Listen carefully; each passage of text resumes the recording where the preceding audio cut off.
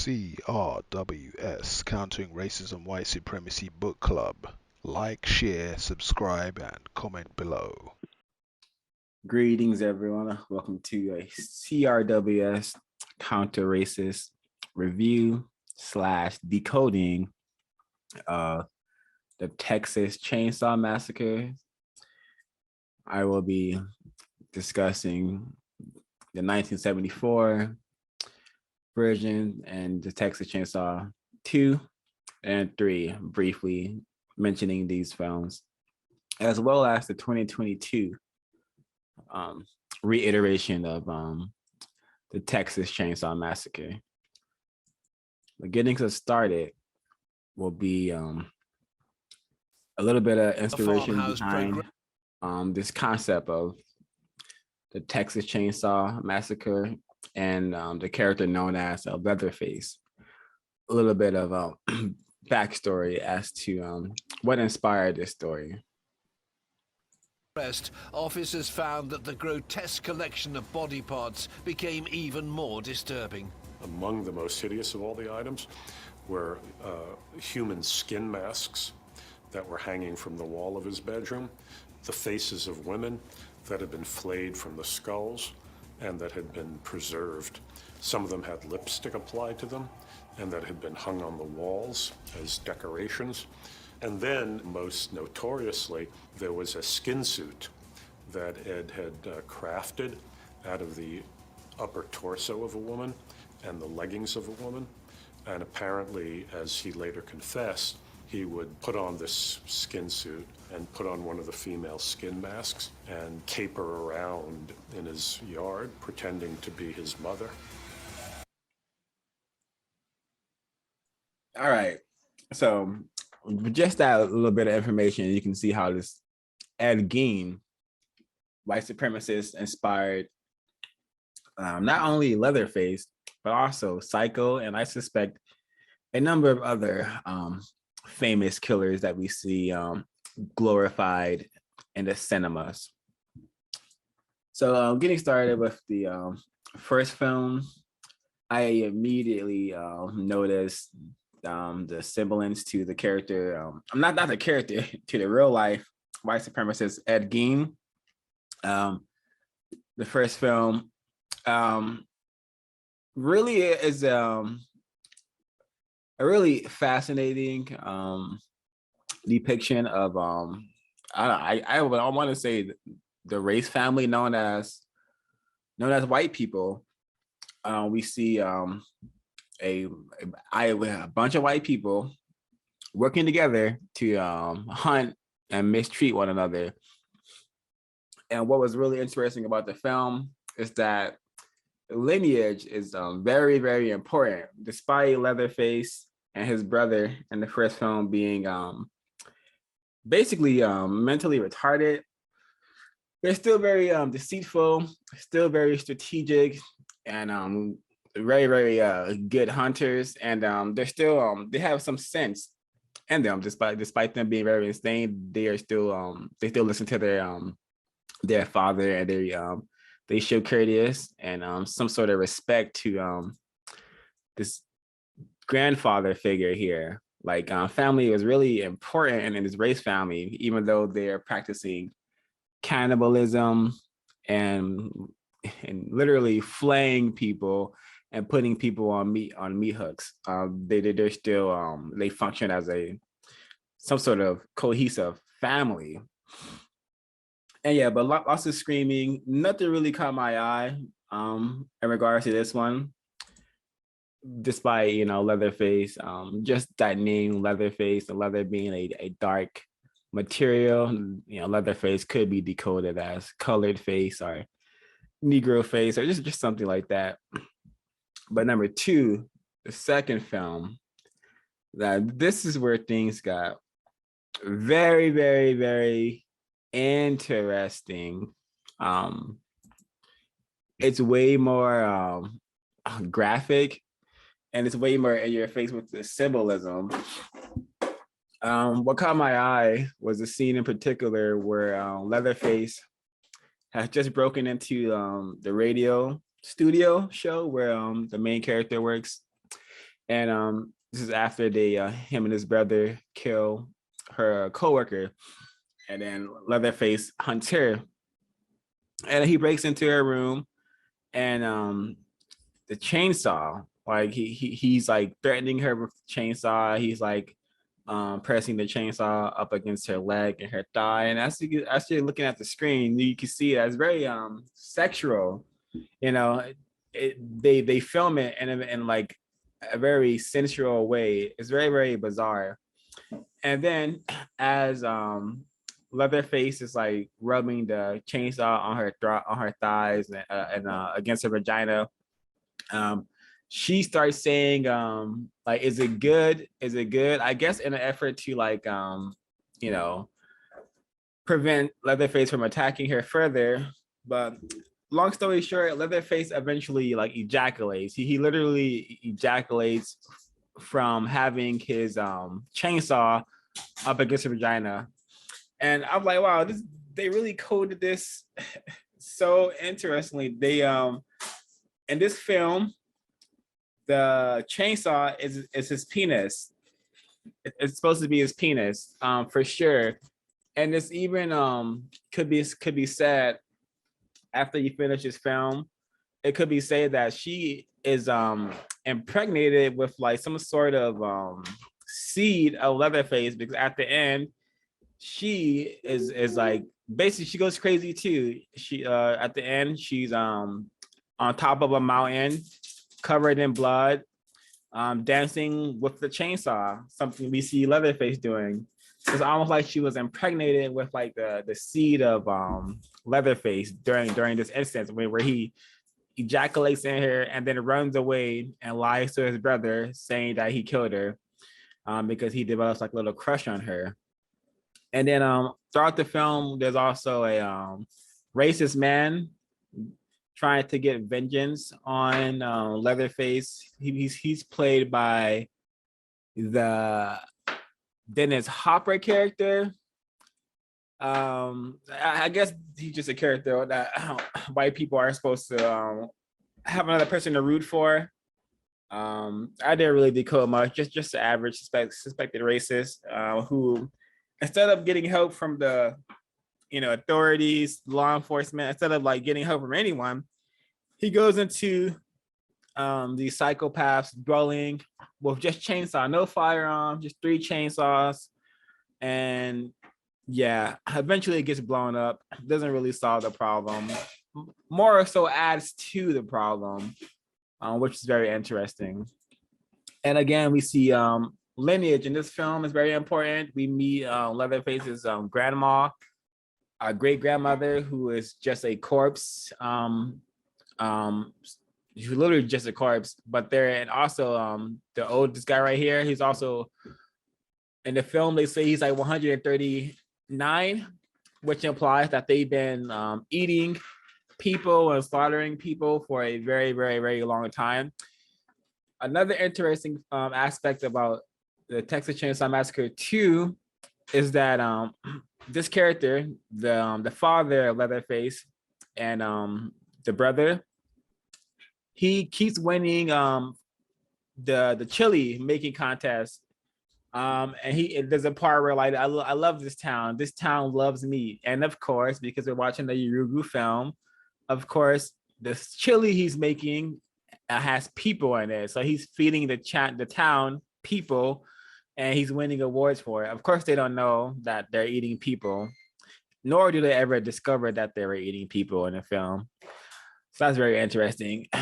And yeah, he's a hardworking cannibal. The whole family are actual presented to be hardworking cannibals. They skin their meat. They take good care of their meat, which is often people, and they also often eat people. But family is also important. They listen to the father, and the grandpa, they have a huge esteem for the grandpa. And there's one part where they're trying to get the grandpa to kill the main character because the grandpa was allegedly one of the best killers to ever do it. which implies to me that, yeah, just it's probably a nod to just racist man and racist woman's history of just brutal history of violence towards nature and nature's creatures, such as people. Could be a nod to that. But all in all, just glorification of violence and just, oh my God, that's another part that really so grotesque, so interesting. So her coworker gets his face flayed off.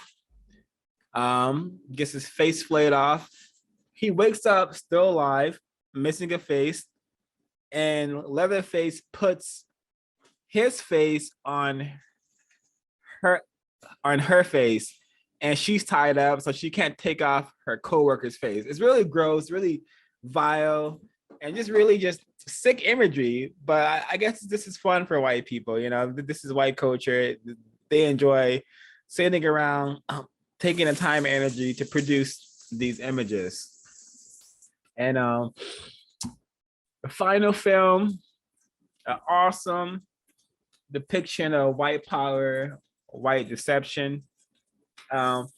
This one was even more telling because we have a racist child in the mix, and this racist child was very urugued out.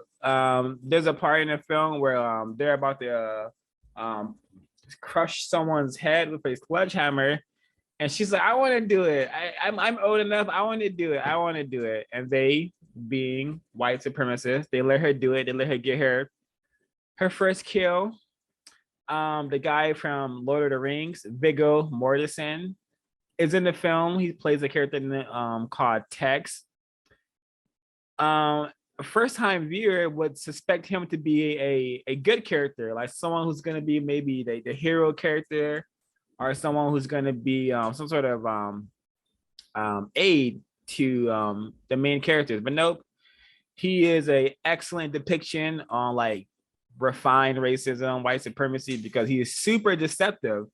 He's actually working with and amongst the race family, the family of cannibals who kidnap people, torture them, eat them, and in a manner of ways. And then we have the racist mother here, who is like the matriarch of the family. Everyone listens to her. And again, we have the great grandpa, who looks very much like a fucking vampire. My bad, like a freaking vampire. But the whole nature of these people is very much vampiric. They consume the literal life force of people. Back to the second film, me saying that reminds me that she says the fear is food, or they want fear. They want fear, or something like that. She starts having an episode and she starts saying they want fear. And I'm like, yeah, that's true. Fear, white people and fear, they have a really interesting association with fear. They know that fear is a good way to, maintain domination and to control your subjects. What else supposed to be said? You just a highly refined racist family eating people. This film is super interesting because we meet Benny, the first noticeable like black male of the first three films. There's a black male in the second one, but I can't recall. I mean the first one, but I don't know what happened. So yeah, this is Benny. Benny is luckily and surprisingly, he survives the film. I was very shocked by that, but he does survive the film. And throughout the film, we hear white people tell Benny and mention that, hey, these people are hunting us. They're hunting people, But Benny, he's still asking, like, what's going on? What are you people doing? He just can't get that. It was just so, he still played the role of a dingus, But it was nice to see a black male not die horribly in a film like this. I was definitely expecting him to die. But throughout the film, people are definitely aware of Benny's position as a black male victim of racism. no one answers his questions. He like, I remember a part of the film where he was asking a white female 2 questions. She ignored both of the questions, and then she showed him a wound that she had, and he's like, "I'm sorry." So I'm like, "Oh wow, you know, she didn't answer the question, and now he's saying sorry to her because she got hurt, even though he didn't contribute to her getting hurt." They refer to him as Darky. They refer to him as Dark Meat when they're about to go hunt him and when they're talking to each other. There's an actual part where Benny is talking to a suspected racist, and the racist is being super, super rude to him. And Benny, the racist even calls him stupid. But Benny, maybe he's practicing codification. But I can't really decipher that scene. But he survived the scene, and that person who called him stupid right after that interaction tried to kill him. So, from tacky to trashy to terroristic, really, really quickly. So, what else caught my eye? And this film, the only survivor, Leatherface also survived this. Everyone dies besides Leatherface, the black male, and the white female. Actually, the black male and the white woman drive off together, and then it ends with Leatherface chainsaw being there at the end. So that could mean a number of things. And I've been that was a quick, brief, somewhat decoding of these 3 films. I would not recommend folks watching these films, even to learn about racism. There's a ton of other films that you can watch to learn about racism. All in all, they're gross films, and all in all, they it's gross. And I'm gonna pause my line and see if folks want to segue us into the 2022 version, or maybe anything caught their ear that I said about these 3 films. Actually, yeah, before we even get into the 2022 version of Texas Chainsaw, yes, interesting what you just said there about these films being based on, a lot of times, like white supremacy is scary enough, right? So there's not really any need to manufacture stories in this type of way. Most so-called horrors like this, like Texas Chainsaw,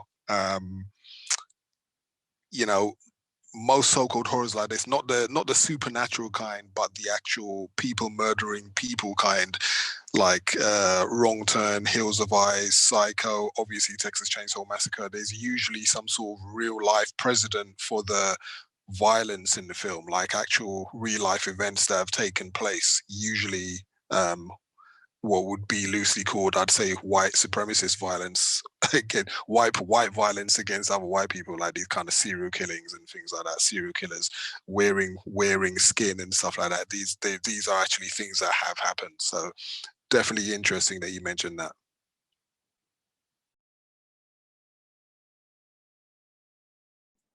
Yeah, back to what is this character based off of? Ed Gein.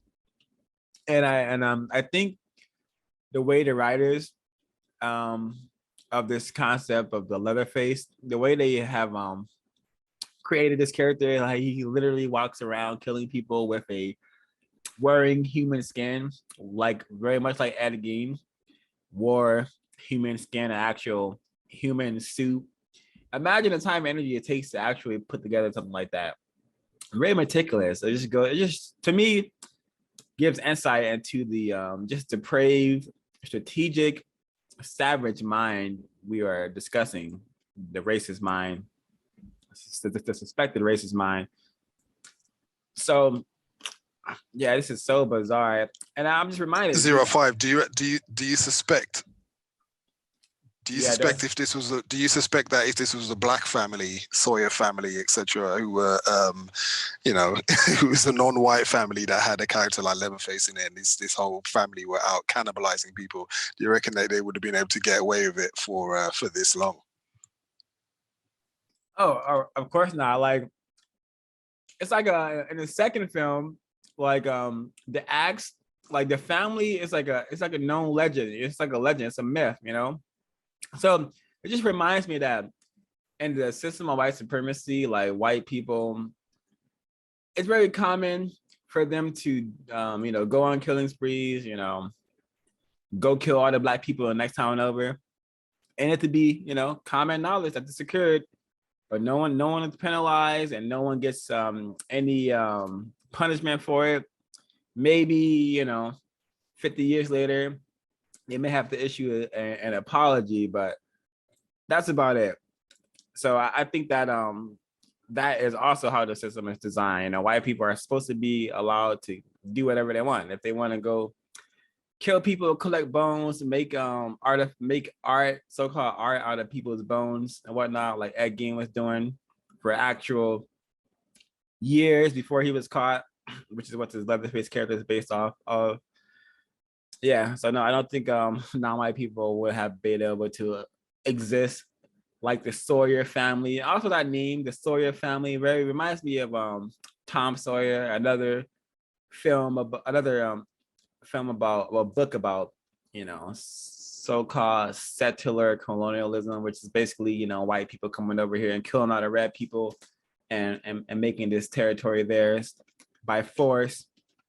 I hope that answered the question. It does indeed. It does indeed. Yeah, the what do you call it? This 2022 version on Netflix, this Texas Chainsaw, the latest installment there is I only saw this recently and I just found this film. I want to talk about this film because I just found it, especially in the first 45 minutes, to be an exercise in refined, subtle white supremacist expansion, right? Just that's kind of designed to work on the subconscious of non-white people in terms of how we view who is and who is not a white supremacist, right? So if anyone out there has seen the film, this latest 2022 version, you probably might know what I'm talking about. In the first, straight away, we're encouraged to think of the white man in the red truck. There's a scene there, first, like close to the beginning of the film, where there's two white females.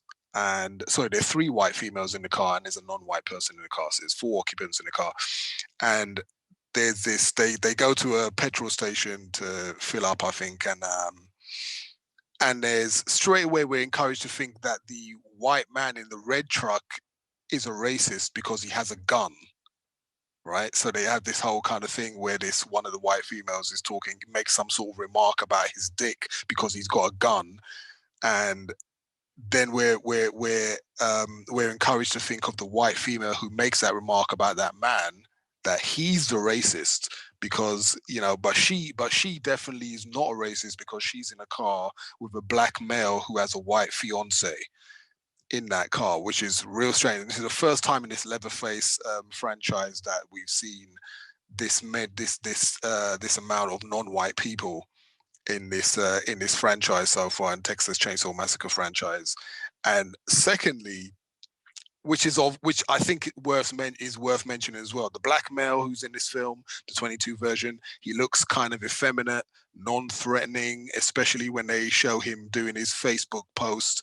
He looks like he's wearing lipstick in the movie. In the certainly when he's doing his posts, he's got like two earrings and stuff like that. And I'm just saying, I don't think it's an accident that he looks like that and is behaving like that in the film. I could be in error, but that's just my perspective. And also, thirdly, what I wanted to mention as well, there's a police stop whilst these the occupants in the car. Like I said, there's three white females. One of them's the black male's fiance, and they have this police stop, right? And that again encourages us to view the two suspected race soldiers that stop them as the only racists in this scene, whilst the other racists are hiding in plain sight. Example, the black male's fiance and the other two white females in the back of the car. Also, why are the two racists portrayed as white men? Why are the two race soldiers portrayed as white men? Is racism in Harlow, Texas only practiced by white men? Is this what we're being encouraged to think? I'm sure, white females play their part in practicing racism, white supremacy as much as white men are. So, And obviously keeping in mind that Feder, this installment was written by Feder Alvarez and Rodo Sayagues. I'm probably butchering the pronouncement of his second name. Yeah, so gender's not really significant. Two white people wrote this film, and you know, white women are obviously equally culpable in the practice of racism, white supremacy. So we have to keep that in mind, that it's two white people that wrote this film, and they're trying to do this whole kind of quote unquote teaching about racism in this film. I don't know why they've done that, why they've chosen to do that, but I suspect it's to try and refine the system of racism, white supremacy. But I'll just pause here. I've got some more notes on this 2022 version, but I'll just pause in case anyone else wants to say anything. Okay, so SD, the guy with the red truck, his name is Rector in the movie, and the curly girl, the white woman with the curly hair, her name is Melanie, and she's the one who says something slick to Rector about, you know, having a gun and this, that, and the other. But notice how Dante, how quick he jumped in that car when she said what she said, because if anything was to go down behind what Melanie said, the girl with the curly hair, between her and Rector, Dante was the one who was going to be harmed. And he knew that. Exactly. He sensed that, and he jumped in that car so quick. So, yeah, I just wanted to bring that up. We can go on.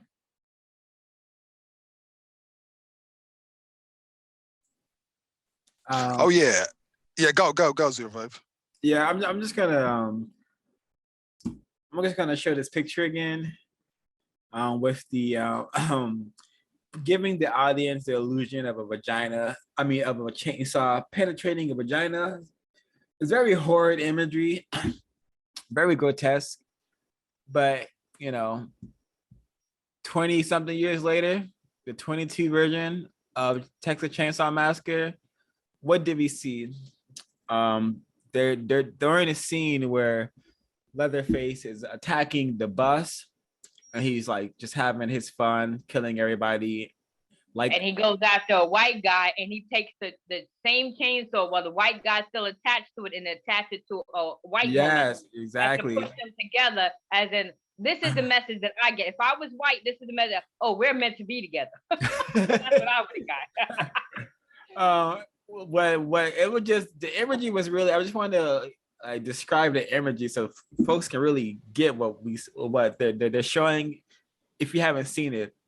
But Leatherface stabs a white man in the lower back with his chainsaw. So the chainsaw is protruding through his front side, lower waist, basically in the position where his penis would be. So the chainsaw becomes his penis. The chainsaw is then, while still penetrating the white man, is plunged into a white woman vagina area, basically. So it basically looks like they're having sex, the chainsaw being the guy's penis, and it's just so gory and brutal, and like, wow, this is really next level violent imagery. And yeah, wait a minute. Even while you just said that, I just thought of something. It looks like Leatherface is behind the white guy who penetrates the white woman. Yep. So it's that that chainsaw equating the penis again. You know, the penis being the weapon. You know, whatever weapon the white person is using at the time equates to their penis, because, you know, I guess that's how they see everything. I don't know, but it's really interesting why they keep using this imagery of the chainsaw being a person's penis, and that chainsaw penis being used to mistreat someone horrifically, super in your face. And I just wanted to mention that, and I'll let folks who want to comment, please share your notes.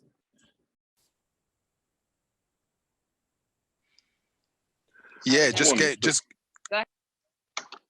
yeah, I was going to say, just getting back to the 2022 film, right? They go, the next scene, they go into Harlow, the main town center, right? It's a bit of a ghost town, talking about their restaurant. That this is the four main characters: the non-white male, black male and the 3 white females, right? So they get to Harlow, the main town, and a bit of a sort of a ghost town, talking about their restaurant that they want to set up there.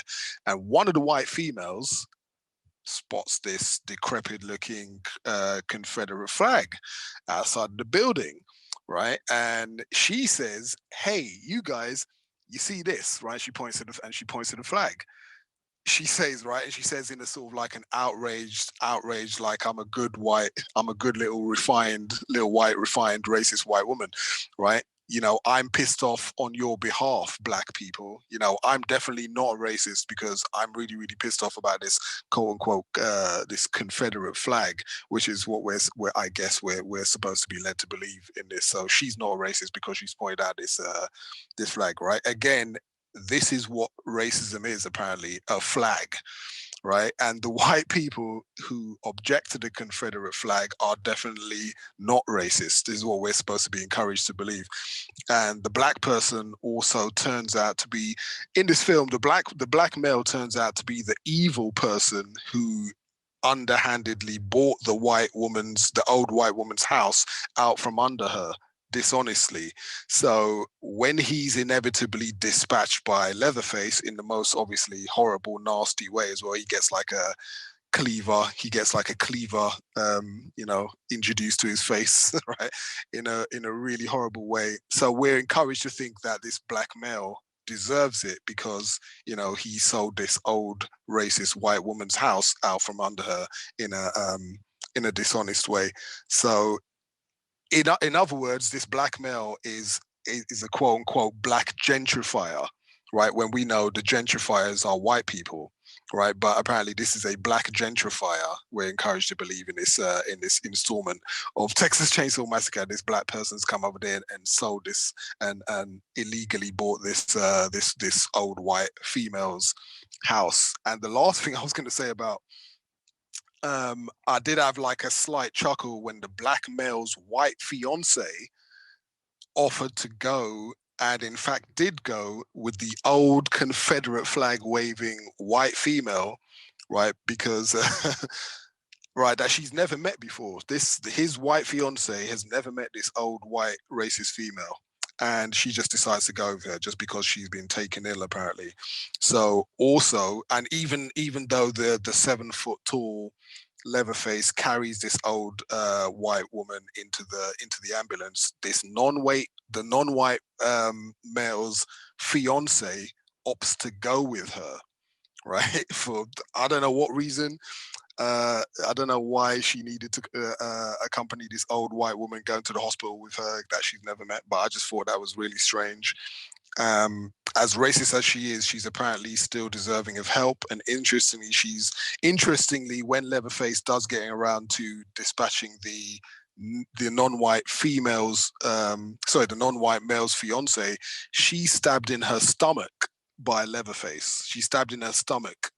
Right. And I just think, you know, it could be symbolic of the fact that she might have bared a non-white child with this black male if she'd survived. And, you know, old Leatherface just couldn't have that. So he stabbed her in her stomach. Right. But I could be reaching, but I just thought it was significant. Oh, no, you're onto something. That scene was so symbolic. Leatherface, when he kills her, she's like crying, and he like rubs his hands on her eyes to like close them, right? Isn't that what he does, something like that, right? Yeah, he does. Yeah, it's a strange, creepy scene, really creepy. Yeah, almost as in like, you know, and I decoded him as stabbing the white woman in the womb, stabbing her where a white child should have been. And him understanding. Yes, this is what you get. Yeah, this is what you get for going with this black male. Yeah, exactly. He's like, you know, he's like, this is a tragic travesty. I have to stab you in your womb because you know what you were doing, and you know we're not about that. You know, we need white children, not non-white children. What are you doing, Miss Blonde? And you being a blonde too? This is the greatest insult to white people. You out here with this black male, this short, confused black male, you know, so really, really, yeah. I was like, this scene is super in your face, racism, white supremacy, but No one's noticing it. No one's decoding it that matter. I'm sure. Right, exactly. And I just think this is just like a powerhouse in what they've been recently doing in these films that they've been churning out, the white supremacists these days, where we're encouraged to think of racists as only white men. That's number one. And two, if a white person in the film decides to say something apparently about racism, apparently that white person now should be encouraged. We should be encouraged to think of that white person as no longer being racist because they have a problem with a flag and that kind of nonsense. Like, the amount of times that I've had to, been in any kind of physical altercations with suspected white supremacists, they didn't have flags in their hand. Right. I never had to do, it's an ideology. White supremacy is not a flag. It's people. It's put together by people. So, they're trying to bring over a lot of nonsense here in these films recently. It's a lot of subtle refinement of racism, white supremacy in these films that they're churning out these days. Oh, so much. Even the characters, even Dante's character and the black female banker character are just meant to confuse us. There's not many non-white people. There's not many Dantes running around here actually being allowed to do what he was doing in his film, like buying that amount of property and being able to do what he was attempting to do with it. White people didn't even allow him to do that. This black female banker, like, they present black people as powerful people actually being able to make big differences, and that's just super false and misinformation. Exactly. They got a black gentrifier in the film. Yeah, exactly. Can you imagine this shit? Yeah. Can you imagine that shit? They got a black gentrifier. Apparently trying to take away the property from this good white woman who flies a Confederate flag outside of her house. Yeah, and you mentioned that they made the black male and by default the black female also the bad characters, because she's the person, she's the bank that is helping him to buy the property. So by default, the bad characters become the black people, because they may have, we don't know for sure because the film never tells us, but the black people maybe possibly then do the correct thing with the titles and get the right information to actually buy the property. We don't know if Dante has the lease. The title. Exactly. So we don't know. So he's presented to be a black male who's really not, that professional, because he shouldn't be leaving, important documents like that. And the black banker character, I don't. It's just, she gets chopped in half by Leatherface. Yeah, on the bus. Yeah. She got chopped in half. I just think it was just funny though. Like I said, when his white fiance just went with this old white supremacist that she didn't know, I just thought that was quite funny. Yeah. I just thought, wow, okay, even if she's in bed with you, she will just, she feels the need to go and protect this old white female supremacist. Yeah, and I decoded the black female being chopped in half as, hey, black female, you can't do it all. You need your other half. The other half not being, right now your lower body, but your other half being a black male. Y'all supposed to be attempting to counter the system together, but we have trained y'all to go against each other, to compete with one another for, white masters, trinkets, and comfort. So yeah, we're supposed to be separate. Yeah, exactly. So she literally got separated in half, just as racist man and racist woman has done to the black male and female. Severed us from, the concept of us even, being one as we once were before the war against us was waged. Very, very interesting. Very white people are not confused about what's happened to the black male, black female relationship. Well, we certainly are. Yeah. Non-white people watching this latest installment, just check out especially the first hours, or especially the first 45 minutes of that film. Just look at what they're doing on screen and think, why are we being encouraged to think that these white people in the car with the black male are not racist in any way? Why are we being encouraged to view them as not racist, but the other characters as being racist? Why is that? Why are they trying to do that? Just ask yourselves that question if you do happen to watch this film, because I think it's quite significant. I don't think it's accidental that they're putting this in, that they put this type of stuff in this film.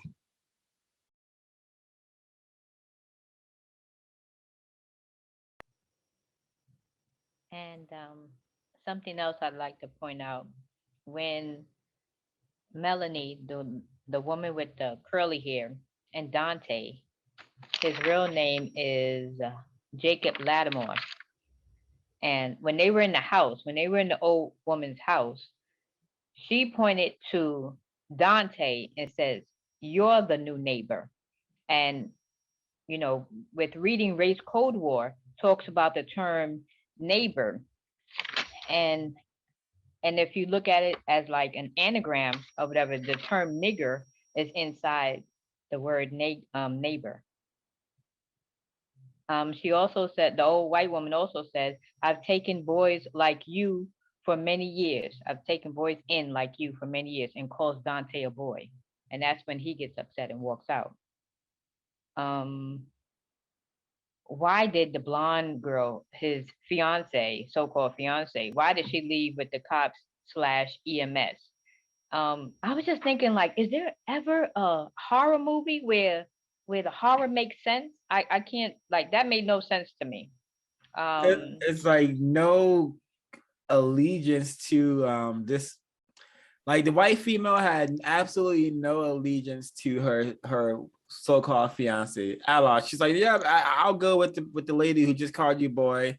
That was the best part of the film for me. Yeah, I just had a super tacky interaction that went from tacky to terroristic in like 2 seconds. But yeah, that was an accurate part of the film for me. I think that was great. That part in there was in the film, because I think that's the reality. That's the reality. It doesn't matter how long you're with this white female. If there's some other white, she's got no allegiance to you. She's got no allegiance to you whatsoever.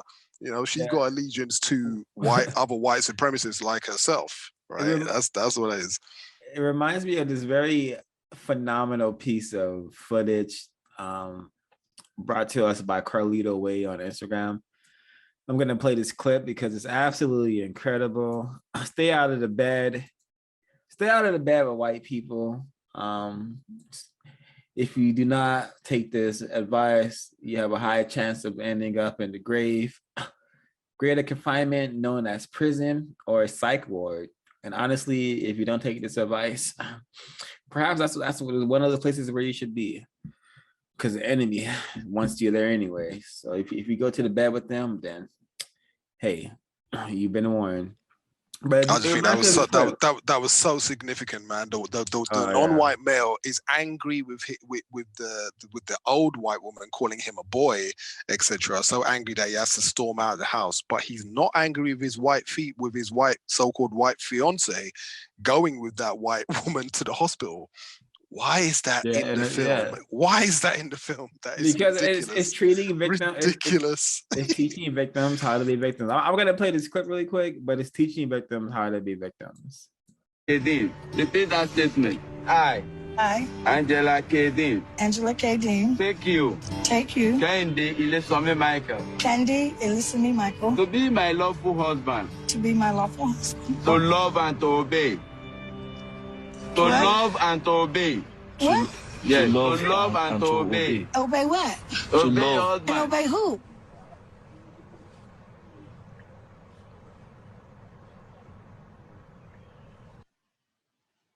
A white person obeying a non-white person does not compute in the average. Whoa. That was great. Amazing, right? Yeah. That was great. I mean, Tragic, he told him in tragic front of his travesty. whole survival unit. I'll never obey you. Obey who, Negro? What? Obey what? She was like, no, I'm not having any of that. I won't even obey my body's health, regimen. Needing Exactly. I don't even respect my BMI. I ain't obeying you.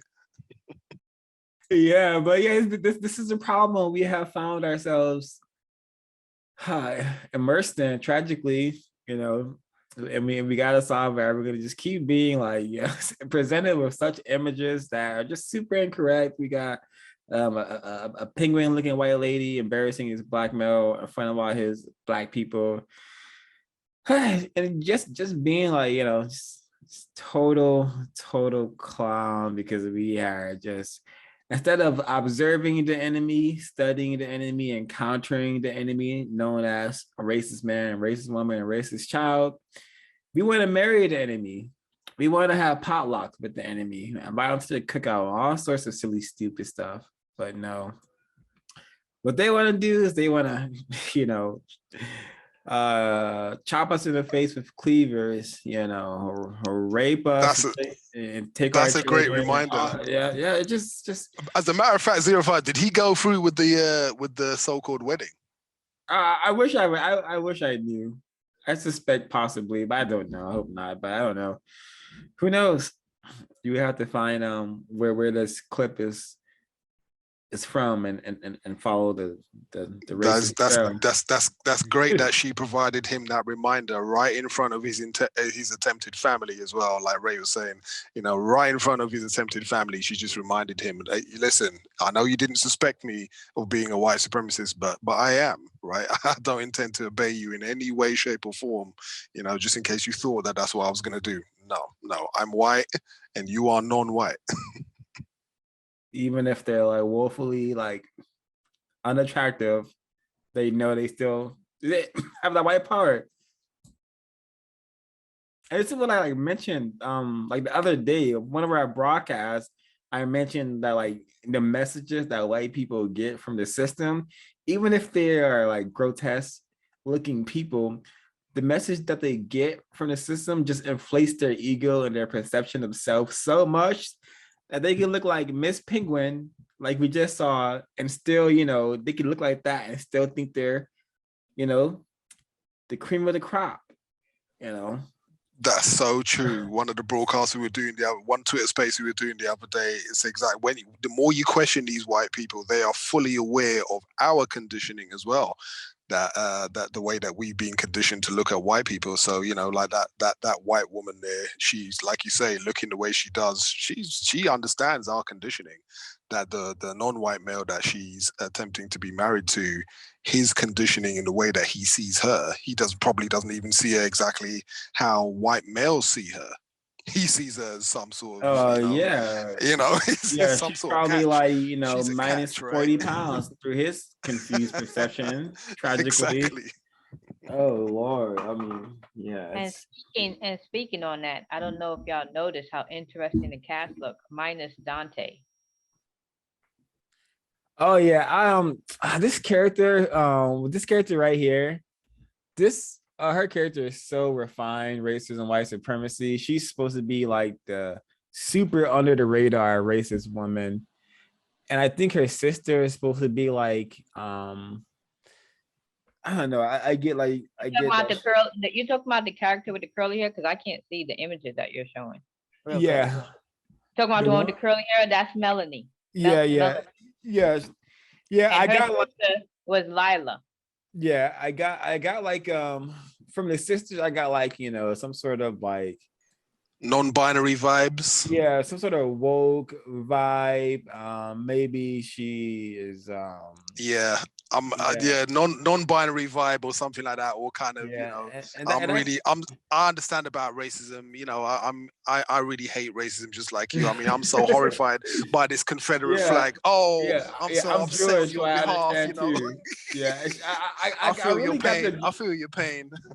Yeah, nonsense. Yeah, whenever I see the curly hair on a white person, I just decode that person as for this person, I don't know. It reminds me of does that show, it's Comedy Central show where two white chicks are in New York and they're really non-constructive, two broad girls or something like that, broad girl or something like that, but they're Jewish. Two broke girls. Nah, it's some Comedy Central show. Oh, okay, my bad. Wrong. Yeah, Broad City. I'm just gonna put it on the screen so everyone knows I'm not just, you know, super confused. It's called Broad City. They look so similar. You know, the one on the left and Melanie. So whenever I see a character that looks like her, I'm like, oh, I guess this is supposed to be a Jewish character. That's what I was thinking, with the nose and the hair. Yeah, exactly. I guess they call this character to be a so-called Jewish, but still a highly suspected racist white supremacist. So that's I want to give a little insight. Oh, go ahead. I just wanted to talk about Jacob Lattimore, aka Dante, the black male in the movie. He did a movie called Slight in 2016, and he was aka a magical Negro. He was able to move metal with his hands, and they teamed him up with I'm gonna say a white woman. I don't know what she is. They say she's listed as American. And yeah, so he was in another movie with in a tragic arrangement. His love interest was white, from what I see, but maybe she's not. I don't know. And yeah, so there's an interesting pattern with Jacob Lattimore and tragic arrangements. Oh, and he was trying to kill he was practically, in the movie Slight, he was practically killing himself to try to make himself more powerful so that he could, he was using like magnetics or something, but he was doing something like under the skin. So he was practically killing himself in this movie, and it's just a horrible movie. It's called Slight. It's called Slice. Slight. Oh, Slight. Yeah, like it sounds very. He was doing like magic tricks or whatever, and he was able to move, metal. Yeah, it sounds like very creaturified and color monitored up for sure. Oh yes, sir. Yes, sir. I have to check it out. Yes, sir. Yeah, what I got. Oh, go ahead, Ray. No, I was just saying it's called Slight, and he's supposed to control metal with his hands. Is that it, Miss B? Yes, sir. Okay. All right. Like sleight of the hands. Yeah, and he has to take care of his sister, and he gets involved with a drug dealer, and the sister, I think, kidnapped or whatever. Extremely tragic. I think the parent died. Obviously, there's no attempted dad. He's alone. Yeah. Dang. Go ahead. It sounds like you made a connection there somewhere. Yeah, because I'm just thinking about Dante's character and like how we saw Dante go out. All right. I'm just gonna decode his whole existence in this film real quick. And so we saw Dante get, chopped in the face with a meat cleaver, a device, a tool often used to chop food, selectable Negro vibes already. You see Dante stumbling on the street, face damn near falling off, can't even talk, teeth have been chopped off, are falling off due to his injuries. He needs help. He's suffering, right? The black female sees him. She doesn't know what to do. She runs, basically. She runs. Tries to get help. Who gives Dante his dying comfort? Who arms the Dante rests in as he dies? A white man named Rector. Exactly. He is comforted by this. He was on the screen earlier, but Rector, he dies in Rector's arms, after Rector mistreated him, stole his keys, prevented him from like practice white power to the max, controlling a black male's movement. Hey, if you want to leave, you got to come through me, boy. basically, you know. And remember when Rector took the flag down and he handed it? No, he didn't even hand it. He shoved it in Dante's chest and was like, "It's yours now." Yeah, here you go. Like that. Here you Yeah, go. there You you know, go. Yeah. like implying all this commotion, all this mess he started is about this worthless cloth. You know, I hope it was worth it. I got that kind of mentality. You know, a highly refined way to practice racism right there as well. Yeah, but yeah, I like how Rector yeah was presented the Urugu well-seen moment with the gun, great equalizer, and them like comparing like the gun sizes and saying I've seen bigger. That was mentioned earlier, but that's always something that they're hinting at and commenting on how. Yeah, but did anybody notice when Leatherface chopped Dante in the face, which it looked like he chopped him in the shoulder, but he obviously chopped him in his face, and then we actually saw his face. Notice how his bottom lip was so big and swollen. Like it was half his face, the jawline was cut, and that part, the bottom jaw, the lip were real. That bottom lip was really big, like protruding out. I don't know if anybody noticed that. Oh yeah, I get the imagery. I get the imagery, and they could have done that purposely to just, hey, not only are we going to show you a horrifically disfigured, injured black male, but we're going to add some more racism in there. We're going to make sure his lips are extra swollen. And Akanfo Yawu said something really interesting, perhaps an excellent decoding. Melanie could be an anagram. Because if you if you mix up a couple of words at the end, melanin, that's what he says. And that whole Moor situation, the whole Moor so-called Italian situation, that's how the whole so-called Jewish situation even got started, I suspect. At least the so-called Jews who look like the person right here on the left. So Melanie, that could be something. Melanie could be code for melanin. No, melody. Melody. Oh, her name is Melody? Yeah, melody. But still same thing. Still everything still applies, but it's exactly. melody, not melanie. Yeah, exactly. I get it. Yeah, but the sound, just as we learned in the race code word, just the sound closeness is enough to still, everything I said is still, still stands. I know. Yeah. Oh, go ahead, SD.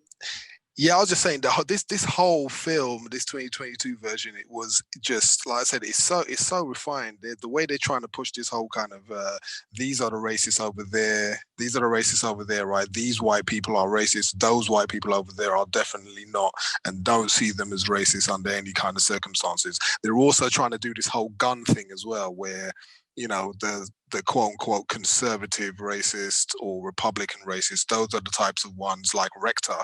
Those are the racists who like guns, right? So if you see guns attached to white people, those are the racists. But the other white people, no, they don't like guns. So in fact, they're not racist either.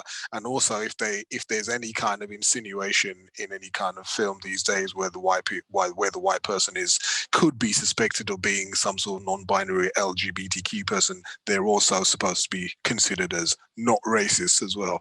Like I said, it's just a whole lot of just subtle refinery going on in these films these days. Really, really refined nonsense. Oh yeah, and also I did catch that Richter. He when he was talking to the main death cast, I suppose, the main characters in the film, when they were telling him about what they were doing there, this group is a group that is not particularly, countering racism, but they're doing something different within the system of white supremacy, trying to build their own so-called community, something like that. And Rector calls that a cult, and I imply that, hey, as anything not directly supporting, maintaining, establishing the system of white supremacy should be seen as suspect, demonize it, call it a cult, something like that. what they're doing is, it could be constructive if he wasn't being, in a tragic arrangement, and if they were, not already in a sense of white supremacy. But I just caught that, and that's how how counter racism is also actually.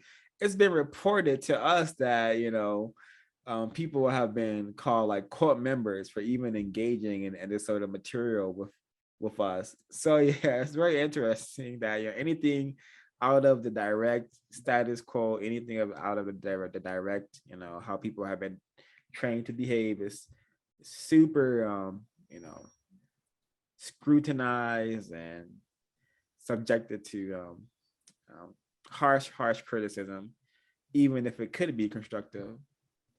Rector called them a cult, and the guy at the gas station called them gentrifiers. Well, I mean, he used the curse word at the end because that's how white people talk. Another thing, I don't know if this was mentioned, Lily and being shot and being shot in at school. During the high school, there was a shooting at her school. Yeah, she was a sole survivor, aka white culture. White people shooting up a school. Where have we heard that before? Yeah, and that is again, those are the racists over there who probably did the school shooting, but then her as the white female who's a victim of that shooting, she's not a racist, apparently. subtle as a brick, like I say, subtle as a brick with a refinement.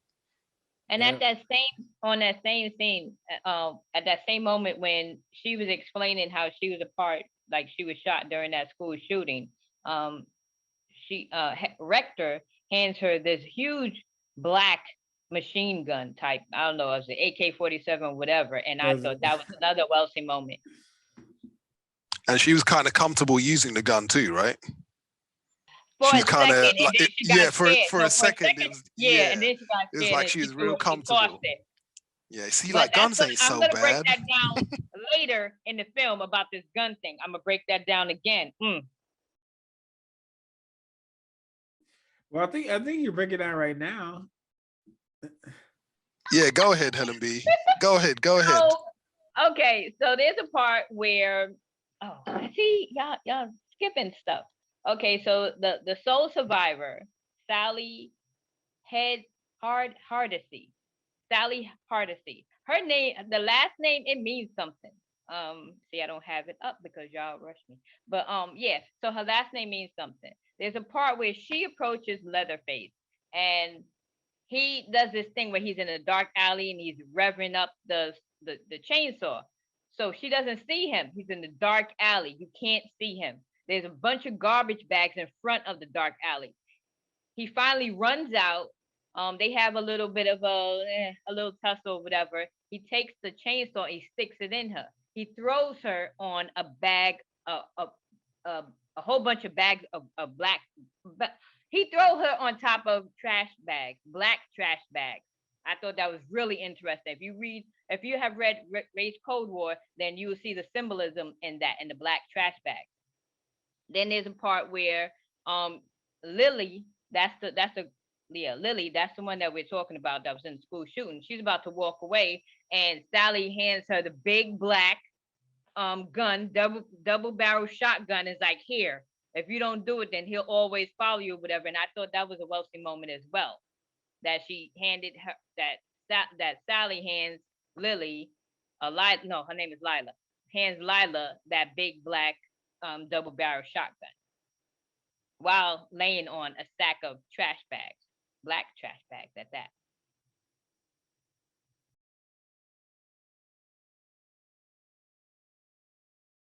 That's it. Very, very telling. I also caught those moments as well. Yeah, the gun, meaning power, definitely presented throughout this film.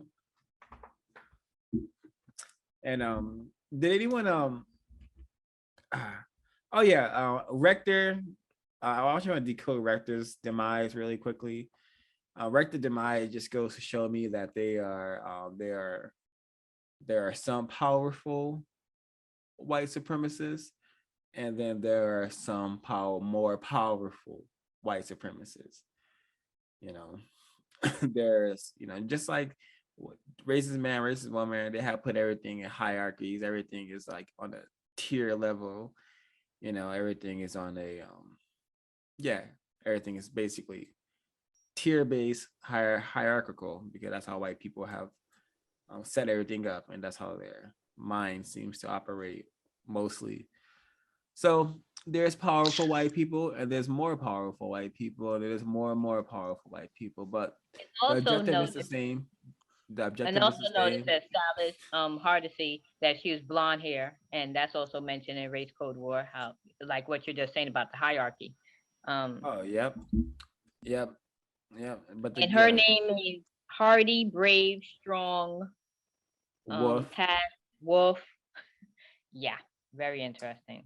Yeah. So yeah, white people are they're really intentional with these films, and especially I used to think horror movies were like throwaways, but nah, horror movies may even have even more coded messages, because just the amount of time and energy it takes to make a horror movie, to develop these props and to develop the sets and just to produce everything to produce a horror movie, it takes a lot of time and energy. So horror movies may be super insightful for teaching us about the racist mind, and I think it does, because if you are glorifying like Ed Gein, because if you are making a film that, you know, is recreating some of the things that Ed Gein has done, that's meticulous planning, and it's a lot of effort, and that just goes to show that these people are very inspired by what Ed Gein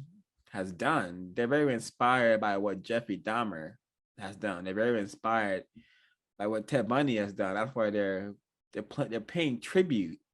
You know, this is an offering to their fellow white psychopaths. This is an offering of, hey, this is a token of our appreciation. We made a movie about you. This is a token of our appreciation. We made an album about you. This is a token of our appreciation. We're going to award an Oscar to this film about you. You know, so maybe it is quite celebratory, isn't it? In a way, it is like obsessively celebratory, and usually, like we said in the beginning, there's most of the time there's some sort of true event, actual event that took place in terms of the violence that they show. And actually, one thing I wanted to say, there was something that was quite insightful on the bus when Leatherface was, you know, busily chopping up all the people on the bus and stuff like that. That like, just in terms, like, not even really dealing with racism, white supremacy, but that kind of, I suppose, modern day commentary on what I guess the creators of the film wanted to kind of put in there, with the where Leatherface was whilst he's attempting to kill everybody, they've got their cell phones out. They've got their cell phones pointed at him whilst he's there with a chainsaw, and all they're doing is just pointing their chainsaw at them, at Leatherface, like that's gonna stop the massacre. And I just thought that's quite an insight into where we are as people on the planet at the moment. So I just thought that was that was some interesting commentary. Like you say, there's a lot of messages that you can find in these films. And to add what SD just said about when the people on the bus whip out their phone, and it's a Chinese guy. I don't know if y'all noticed, there's a Chinese guy in the very front of that crowd who whipped out their phone. I don't know if it was the Chinese guy said it or it was on the screen. Like it was like they were posting it like on TikTok or something like that. I don't know who said it or where it was, but it was somebody mentioned, oh, we're trying to cancel him. Cancel culture. And I think it was the non-white person, the Chinese person that said that. And I think that's white people making fun of us, mocking us or whatever, because what control do we have? I think so. How do we I think so. I think there was something haven't been able to stop nobody that we don't like. Nobody. Yeah, exactly. I think that was I think that was a subtle reminder there that we're doing there in terms of, you can record the massacre if you want to. You can you can record what this white supremacist is about to do to you. Like when like the last couple of years where we've seen like lots and lots of stuff like that, especially in regards to race soldiers with a badge and race soldiers without a badge doing harm to non-white people. It's almost like they're saying, you can have this recorded, but it's not going to stop you being harmed by us if we choose to harm you in any sort of significant way. You can record us all you like, but you're still going to get harmed if we want to harm you. And I think that's true in a system of racism and white supremacy.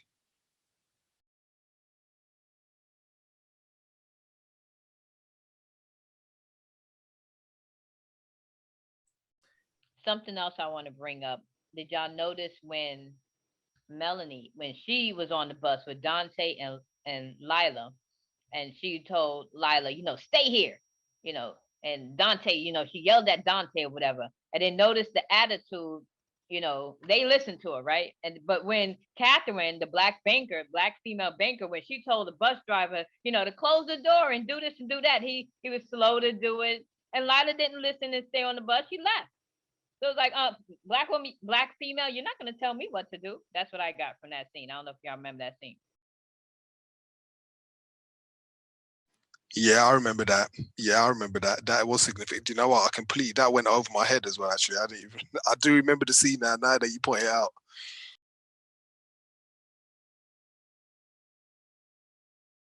So I'm remembering some Yurugu moments from the Texas Chainsaw Massacre 2.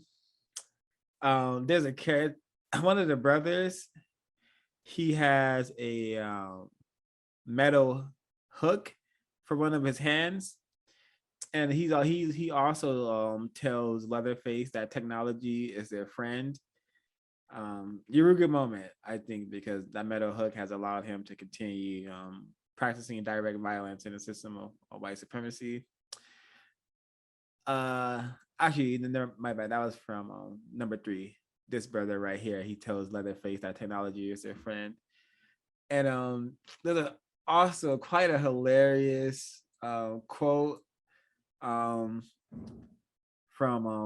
the blackmail and Vidgo Mortensen's character who's Tex. And then Benny's like, why are you doing this? And he just says, we're hungry. That's the only response, because it's a family of cannibals and they have to kill people to eat them.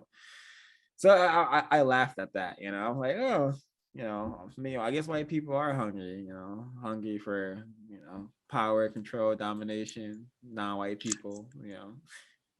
Do you know what? I guess we can't probably go this whole decoding of Texas Chainsaw Massacre without reminding non-white people of the suspected white supremacist Justin Bieber's joke, right? So-called joke. You remember the one that he made about non-white people? About, is it something to the effect of why do black people not like chainsaws? Right? Remember when he did that joke, when he practiced racism, white supremacy, and people called it a joke, which is no such thing as a racist joke. It's just him practicing racism. When he said black people don't like chainsaws because it's like, run, nigga, run, nigga. Remember that? Yeah, and he came out and did his little fake apology for saying that and stuff like that. And unfortunately, a lot of non-white people don't suspect him of being a white supremacist anymore. So, I guess I had to mention that just in case some non-white people forget about the suspected racist Justin Bieber. Wow. And now that joke sounds very familiar. Not surprising at all. Oh, bam. Okay, so I found the quote. So there's a portion for Texas Chainsaw 2. And she starts, she's having a panic attack. I guess her name is Juanita, but they call her Stretch in the film. Maybe her actor name is Juanita. But let me just clarify that, because I don't want any confusion. I already have enough of that. It's a disgusting system we exist in currently. Texas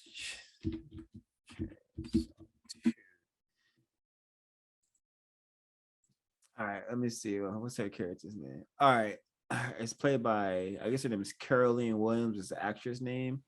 Oh yeah, so her name is Benita Stretch Brock. All right, so I wasn't that far off. But this character, after when she's being attacked by them and they're terrorizing her, she starts to scream.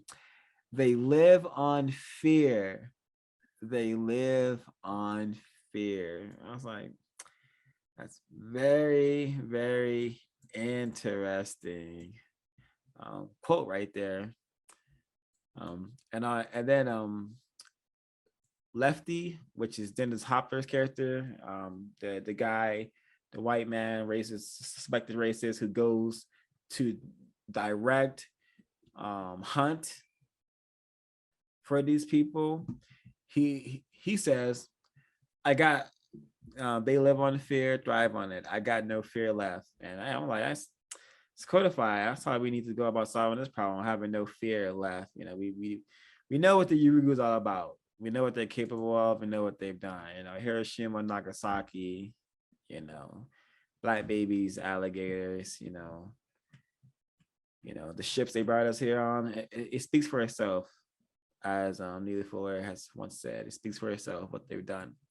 So we shouldn't be afraid of it anymore. We shouldn't be afraid to speak the truth, to point the finger at the racist man and racist woman.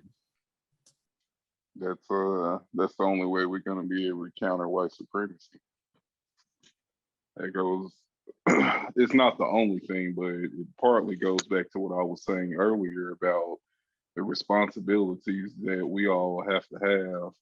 You know, once we embrace our natural selves. You know, there's a lot that comes with that, and we're going to have to get over that fear of racist man and racist woman.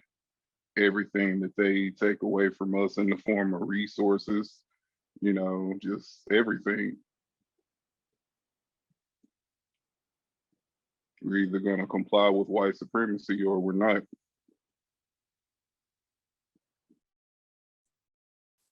Exactly. We're either going to counter and eliminate the system, or we're going to continue to be contorted, retarded, and made into creatures that are total abominations in a manner of thought, speech, and action, because that's where white people are taking us, have been taking us, and will continue to until we solve the problem. Mr. Yawu has said some interesting things in the chat that have reminded me of some more quotes from this film from part 2. It was part 2. Yawu says in the original where is it? Where's our quote? He just said, oh yeah, I guess he's referring to the second film, and he said they made a point of saying the Saw family and the older films. Saw your interesting choice of word. Yes, Sawyer, definitely is. But that quote he's referring to is Drayton, which is the dad, the father of Leatherface. Him right here on the right. He says, you have one choice, boy, sex or the saw. Sex as well, nobody knows, but the Saw's family, you know, killing, maiming, using the chainsaw to kill people, you know, that's the family lineage. And that's true because this person is 139, and his partner or mother that we find at the end of the film, she is found also wielding a chainsaw. So yeah, Saw violence, definitely family, the white family. Yeah.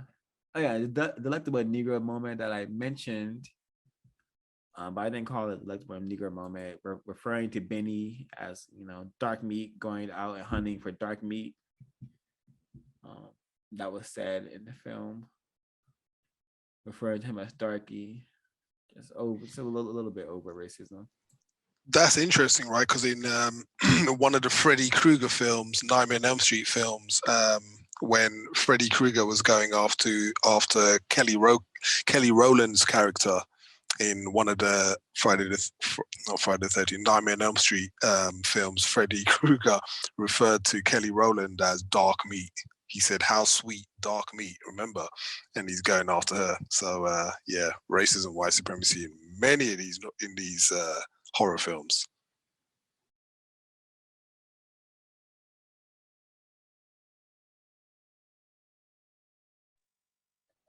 I thought it was interesting when Dante wanted to celebrate that the people that came on the bus, how they were on board with their dream, with their idea. And he said, let's drink. Suggestion, sobriety would be the best. Obviously, white people gave him that line. Out of all of them to say that line, that was really interesting to give that to him. When the white woman was being evicted, taken out of the house, how sympathetic curly hair, aka Melanie, became. But I wonder if does she have that same sympathy when non-white people are evicted, dislocated? I don't think so. But notice how sympathetic she was towards the white woman. And there was a line she said that wants to get on the right side of things. Remember when they snuck into the house to see to get the paperwork? She said wants to get on the right side of things. I took that as to get on the white side of things after the old lady died. So yeah. Yeah, Yes? yeah. Riddle me this, and forgive me, I did see the Batman film. So riddle me this: who watches their so-called friend get brutally murdered, sees the aftermath of their friend disfigured, who then watches a number of other people get killed, and then apologizes to the person doing all that murdering? Who does that? A racist woman does that. Melody does that. She's like, "I'm sorry for what happened to your mama. That wasn't right." Something like that. completely. Yep. He apologizes to Leatherface after Leatherface has, killed everybody. Just completely just done something that should never happen on planet Earth. Take another creature's existence away from them. But no, she still, because the white woman and the white man, that's an undying, unbroken bond. That bond should not be broken. And that's white code right there, I suspect. And so she has to, even though he's a white monstrous murderer spreading chaos, misery, she still has, that's her other half. So she still has sympathy, compassion for him. So oh yeah, in many ways, Leatherface and and his adopted mother in the film really are victims, right? we're encouraged to think of them both as victims. If it wasn't for these horrible black gentrifiers coming in, Leatherface wouldn't have had to go and get his chainsaw out again and massacre a whole busload of people. So so really, they're the victims in the film, and these black gentrifiers,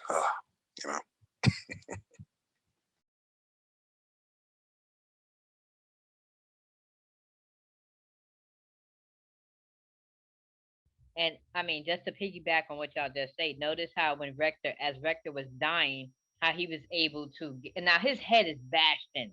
I mean, that was a gory scene when Leatherface attacked Rector.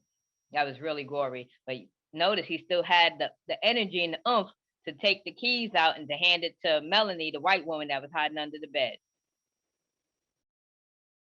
Even in death, still useful and helpful. Yeah. And another interesting scene is when Leatherface was entering the bus, getting ready to, saw everybody. So Catherine is in the front of the bus and she starts heading backwards to the back of the bus. She didn't get all the way to the back. She did get to the side. But I thought that was very telling, that how she was walking to the back of the bus. And like everybody else is like still dancing. They're like, oh, well, what's going on? What's going on? They don't notice anything. But she's walking backwards to the bus. I don't know. Instead of like saying, hey, you know, there's a chainsaw massacre about to happen. You know, but yeah. Yeah, just get to the back of the bus where you belong. Yeah, get to the back of the bus where you belong. Yeah, it's true.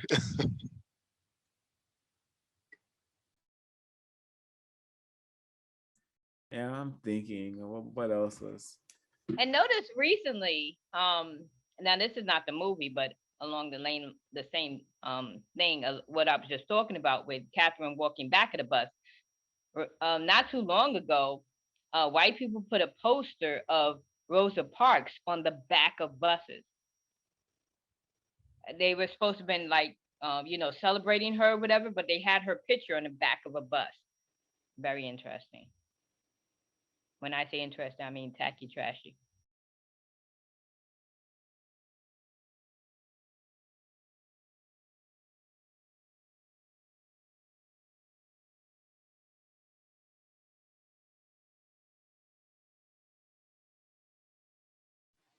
I don't know about you guys, but I've got no more notes. No, I have no more notes. No, that's it. All I'd have to say in closing is that non-white people, this is a film to be. I wouldn't even say it's a film to be avoided. Most white supremacist stuff is films to be avoided, but you know, just watch these things with your eyes open. Have a pen and paper with you. Just try and jot down some things that you see. You'll be amazed if you have an attempted counter-racist head-on mindset on when you watch these films. You'll be able to see a lot of just refined or sometimes not so refined white supremacist moments in these films.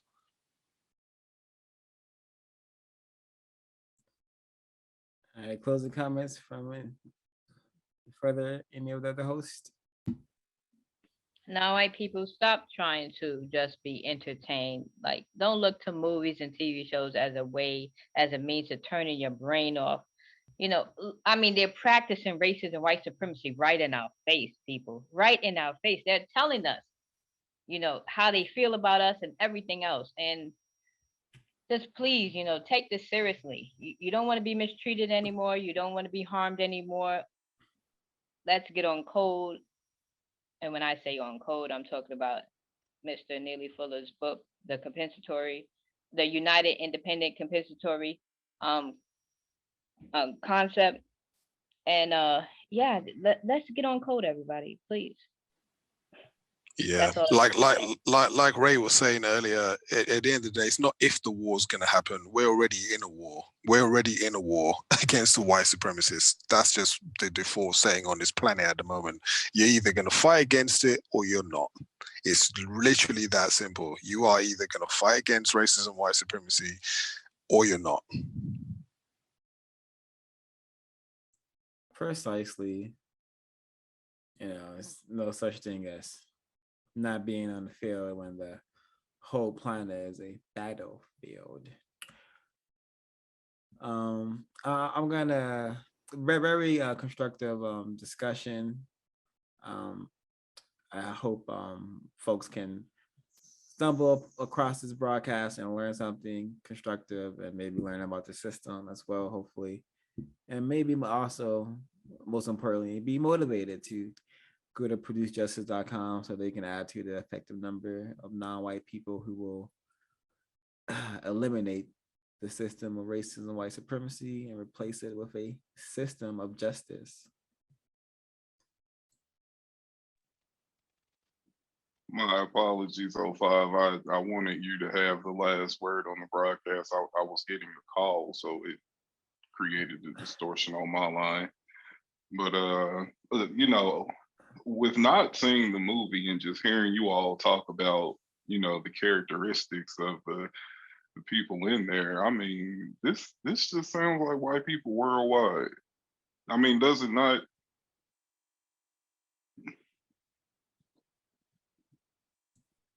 Definitely yes, does. it does, Ray. Yes, it does, most definitely. Yeah. You know, so They just tell us more and more about themselves, and it's like we're driving ourselves insane to have this peace with them. You know, not saying that it can't happen, but you know, through their own thought, speech, and action, you know, they show us what they're about. Yeah. Yeah. They have to have some actually, I'm not even gonna say it. That's anyways, we're gonna have Mr. Justin Bieber close us out today. Please like, comment, share, and subscribe. Thanks, audience. Miss Carice Johnson, Mr. Akunfu Yawu, Mr. Zeke, Mr. Kwaku. Appreciate you all participating. I hope it was constructive and somewhat entertaining. But Mr. Justin Bieber, he's gonna take it from here.